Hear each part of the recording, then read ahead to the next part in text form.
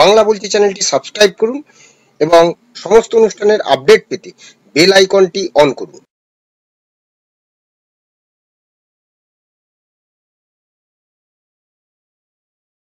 নমস্কার, বাংলা বলছি চ্যানেলে আপনাদের স্বাগত। মণিপুরে কি এবার রাষ্ট্রপতি শাসনের দিকে এগোচ্ছে? কারণ গত 24 ঘন্টা আগে মণিপুরের রাজ্যপাল পদে দায়িত্বভার গ্রহণ করেছেন অজয় ভাল্লা, যিনি স্বরাষ্ট্রমন্ত্রী অমিত শাহের ঘনিষ্ঠ। তাহলে কি কেন্দ্র বড় পদক্ষেপের ইঙ্গিত দিচ্ছে? অশান্ত মণিপুরকে শান্ত করতে ভাল্লার উপরেই কি ভরসা রাখছে কেন্দ্র? এবং নতুন বছরের আগে এই যে অজয় ভাল্লাকে মণিপুরের রাজ্যপাল পদে নিয়োগ করে উত্তর পূর্বে যে রাজ্যটির সাংবিধানিক যে সংকট একটা তৈরি হয়েছে, সেইটাকে কি কোথাও বড় পদক্ষেপের আশঙ্কা করছে? অশান্ত মণিপুরকে শান্ত করতে কেন্দ্র কি এই এই পদক্ষেপে নিচ্ছে?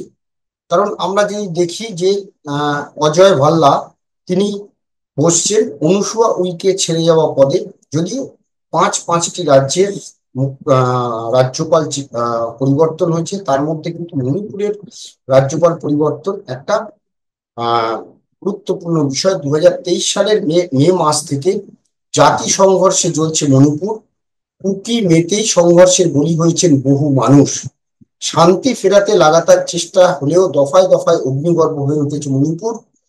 এহেন পরিস্থিতিতে বিরোধীরা বারবার দাবি করেছিল যেন প্রধানমন্ত্রী মণিপুরে যান, কিন্তু সেখানকার মানুষের দুরবস্থার ছবি প্রধানমন্ত্রী দেখতে যাননি বলে অভিযোগ। কিন্তু গত 1.5 বছরে সেখানে যাননি এবং বিরোধীরা বারবারই মণিপুরের সরকার ভেঙে দেওয়ার দাবি তুলেছে।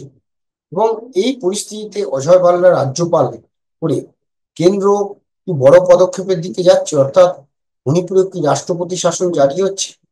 আজকে আমরা এই বিষয়টা নিয়ে আলোচনা করব। আমি বিপ্লব, আমার সঙ্গে রয়েছেন সাংবাদিক অরূপ কালী।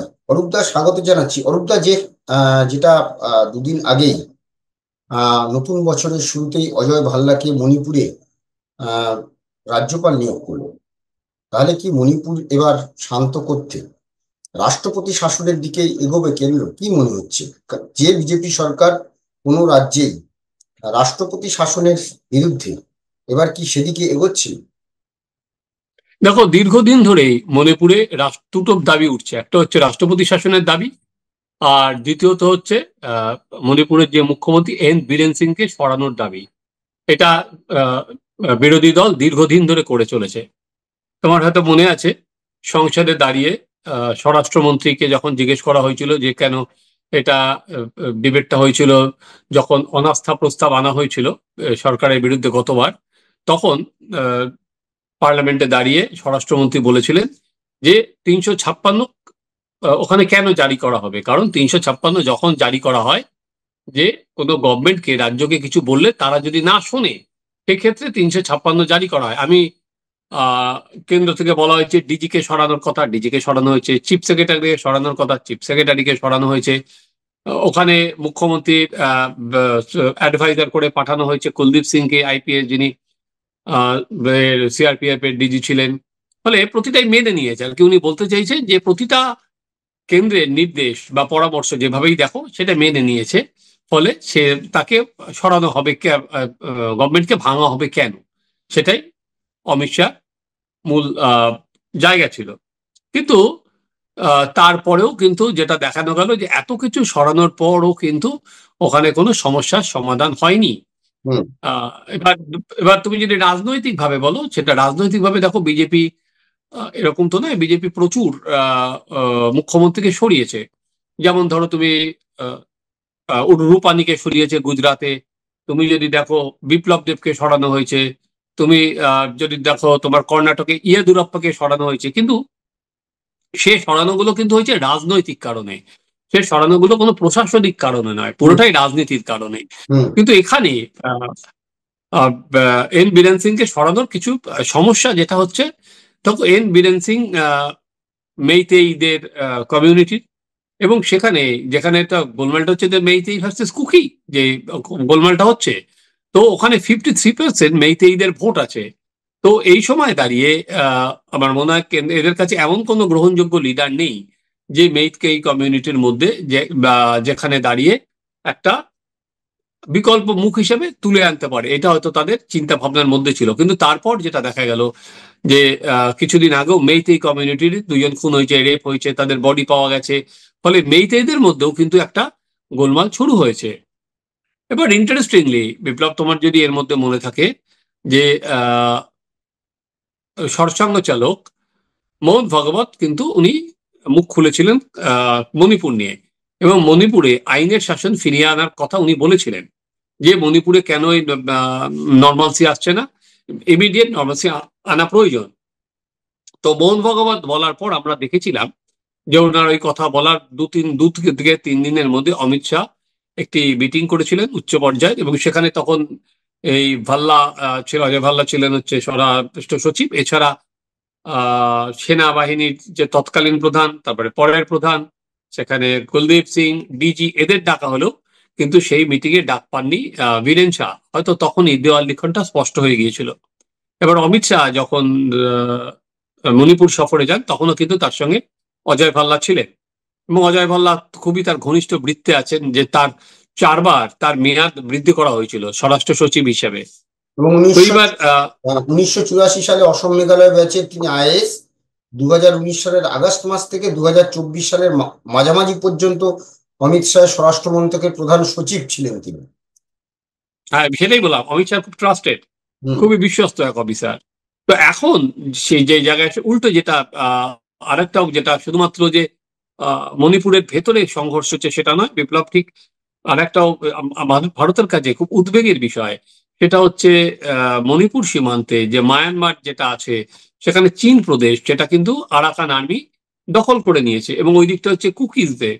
কুকিজ এবার একটা বড় যেটা আছে যে ওখান থেকে অনুপ্রবেশ হতে পারে, সেখানে যদি অনুপ্রবেশ হয় তাহলে কিন্তু গোলমাল আরো বাড়বে সেখানে।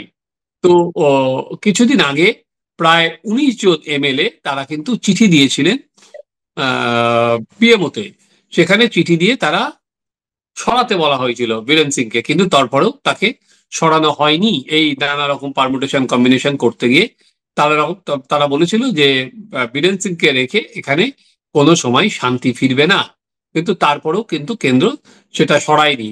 দেখো, যেটা আমরা দেখি প্রতিবারই যখন সংসদের অধিবেশন হয় একটা কথাই হয়, নরেন্দ্র মোদী কবে মণিপুর যাবেন। এই নরেন্দ্র মোদী 2 দিন আগে বিদেশ সফর করলো, তখনও কংগ্রেস থেকে টুইট করা হলো নরেন্দ্র মোদীর মণিপুর যাওয়ার সময় নেই, কিন্তু নরেন্দ্র মোদী বিদেশ সফর করছেন। ফলে সবসময় এটা কিন্তু একটা পার্মানেন্ট খোঁচা হয়ে দাঁড়িয়েছে, কারণ লোকসভা ভোটের সময় নর্থ ইস্টে নরেন্দ্র মোদী কিন্তু মণিপুরে উনি যাননি। তো সেখানে, এবং মণিপুরের যে 2টো লোকসভা আসন, সেই 2টো লোকসভা আসনও কিন্তু বিজেপি ভোটে হেরেছে। তো এরপর ধরো জনসমর্থন যেমন দেখা যাচ্ছে, যদি তুমি জনসমর্থনের নিরিখে ধরো, সেই জনসমর্থনও বিজেপির বিরুদ্ধে চলে গেছে আর কি। মেইতেই বা, এবং যেখানে মেইতেই কমিউনিটির ভোট আছে ইনার মণিপুর, সেখানে পর্যন্ত হেরেছে বিজেপি।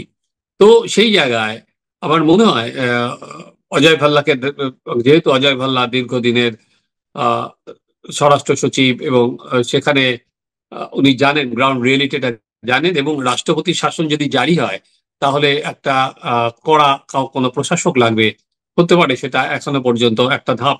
কারণ যেহেতু অলরেডি বিরোধীরা এখানে দাবি তুলেছে, সেখানে দেখা যে নরেন্দ্র মোদী ক্ষমতায় আসার পর কোনো জায়গায় রাষ্ট্রপতি শাসন জারি করেনি, কারণ যেই ওখানে রাষ্ট্রপতি শাসন, যেই ধরো ওখানে রাষ্ট্রপতি শাসন, রাষ্ট্রপতি শাসন জারি করবে, কারণ তারা সংসদে সবসময় দেখেছি কংগ্রেসকে তুলোধনা করে সব থেকে বেশি রাষ্ট্রপতি শাসন জারি করেছে, ইন্দিরা গান্ধী থেকে শুরু করে অন্যান্য সময়ে। তো সেই জায়গাটা থেকে যে মানে বিজেপি কি রাষ্ট্রপতি শাসন জারি করে এর মোকাবিলা করবে, নাকি অন্য কোনো পথে অন্য কোনো পথ বার করবে অজয় ভাল্লাকে রেখে? দেখো, দুটো জিনিস ওখানে বললাম, যেটা বীরেন সিংকে সরিয়ে মেইতেই কমিউনিটির কোন নেতাকে তুলে আনা আমি এখনো পর্যন্ত জানা নেই যে এরকম কোনো মুখ আছে নাকি। বীরেন সিং আসার পরই বিজেপি ও বিজেপিতে দলে যোগ দেওয়ার পর বীরেন সিং কিন্তু মণিপুরে বিজেপি ক্ষমতায় আসে। তার আগে কিন্তু বিজেপি মণিপুরে ক্ষমতায় আসেনি, বীরেন সিং যোগ দেওয়ার পরেই মণিপুর দখল করে বিজেপি। তো সেই জায়গায় বীরেন সিংকে হাঁটিয়ে আবার যদি কোনো নতুন মুখ নিয়ে আসা হয়, তাহলে জানা নেই যে বীরেন সিং কি করবে বা না করবে। কারণ বীরেন সিং অলরেডি বলেছে যে, তোমার মনে আছে হয়তো, বীরেন সিং একবার নাটক তো অনেক হয়েছিল, পদত্যাগ করতে গেছিলেন, সেখানে তাকে মহিলারা ঘিরে ধরলো, উনি তখন পদত্যাগ করলেন না, নানা নাটক তো সেখানে হয়েছে, এবং পরবর্তীকালে উনি বলেছেন আমি কেন পদত্যাগ করব, আমি কি আহ শান্তি নষ্ট করেছি কিনা, আমি ভারতের বিরুদ্ধে বলেছি কিনা, বা বিদেশি শক্তি ভারতকে শান্তি নষ্ট করার চেষ্টা করছে, আমি যে সমস্ত ড্রাগ আছে সেটা সিন্ডিকেট ভাঙার চেষ্টা করেছি, নানা কথা বলেছে সেখানে। কিন্তু আলটিমেট যেটা হচ্ছে, আলটিমেট কিছু অবস্থাতেই কিন্তু সমস্যার সমাধান হচ্ছে না, এবং এটা কিন্তু এই মোদী সরকারের অন্যতম গলার কাঁটা হয়ে আছে বলতে পারো। বিরোধীদের হাতে একটা যেটা দেখিয়ে সারা দেশ জুড়েই প্রচার করে কংগ্রেস বা অন্য দল, যে নরেন্দ্র মোদী নিজের দেশ সামলাতে পারে না, সে রাশিয়া কি করে সামলাতে যায়, যেখানে জায়গায় গেলি রাশিয়া ইউক্রেন যুদ্ধ সে কি করে সামলাবে, ফলে এটা কিন্তু একটা পার্মানেন্ট কাঁটা। তো সেখানে দেখার, এবার যেহেতু অজয় ভাল্লাকে পাঠানো হয়েছে, সেখানে মনে করা হচ্ছে যে এটা কিন্তু একটা ধাপ এগোনো হলো। তোমার হয়তো মনে আছে একটা সময় ওখানকার ডিজি বলেছিলেন যে আমাদের রাজ্যে 355 ধারা জারি করা হয়েছে, কিন্তু পরবর্তীকালে সেন্ট্রাল বলে না, 355 জারি করা হয়নি, 355 মানে ল অ্যান্ড অর্ডারটা স্টেটের হাতে নেই।